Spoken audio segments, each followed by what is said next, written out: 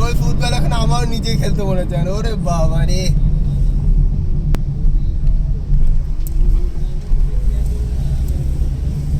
জায়গা চিনছি না এই কারণে বলতেছি অন্তর। হ্যাঁ তখন তো জায়গা চিনছি না, ওরা তো চিনি। হ্যাঁ ছোটবেলা কৌশলের কষ্ট। হ্যাঁ। কিন্তু এদিক দিয়ে নেমে ওই শাক তোলা যায়, তাই না?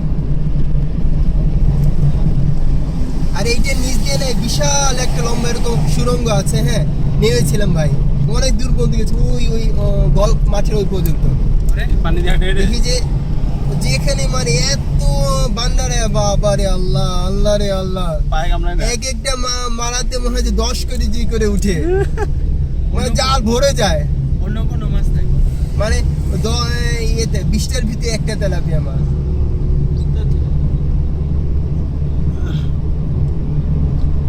কিন্তু ওই ভাগ্য ভালো থাকলে বড় বড় মাগুর মাছ পাবেন, বিশাল বড় বড়।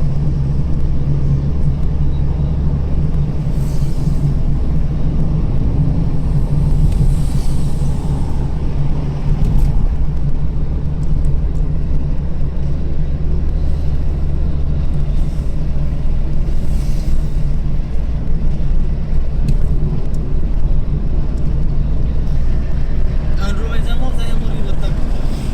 কিন্তু আপনাদেরকে আমি একটু কষ্ট দেবো ভাই, হ্যাঁ মানে আমি আগে গোসল করবো। আচ্ছা, মানে আমি গোসল করবার জন্য যে আমি এই যে মাছ ধরে সরাসরি যে এতে মুরব্বীর সাথে মাছ ধরতে যে ভালো কথা, মাছ ধরে নিয়ে সাথে সাথে আব্দুর রহমানকে কোলে নিতে পারে না। হ্যাঁ এটা ঠিক আছে। মসজিদ যাবেন তাই তো? ওই যে অন্য জিনিস সাথে আসে তো। সেটাই। মাছের লাগে অনেক কিছু। মাছের সাথে অনেক সমস্যা থাকে কিছু। ওই রেজাউল ভাইকে ওই যে ওনাকে ইপোর পথে নিয়ে যেতে হবে, তুমি তো গিলাতে পাগল হয়ে যাবে। যাচ্ছেন আর 2 পর মাঝকে দিকে বিশাল পাহাড় দেখা যাচ্ছে, ওই যে বিভিন্ন যে ক্যালেন্ডার ওই দৃশ্যগুলো দেখবেন, অবাক লাগে। ওই মেলাকা যাইতেও কিছু পরে। জোর বার ইয়াদ গেলেও পারে, আপনি টেঙ্গারু গেলেও পারে। হ্যাঁ তেলেঙ্গানা, হ্যাঁ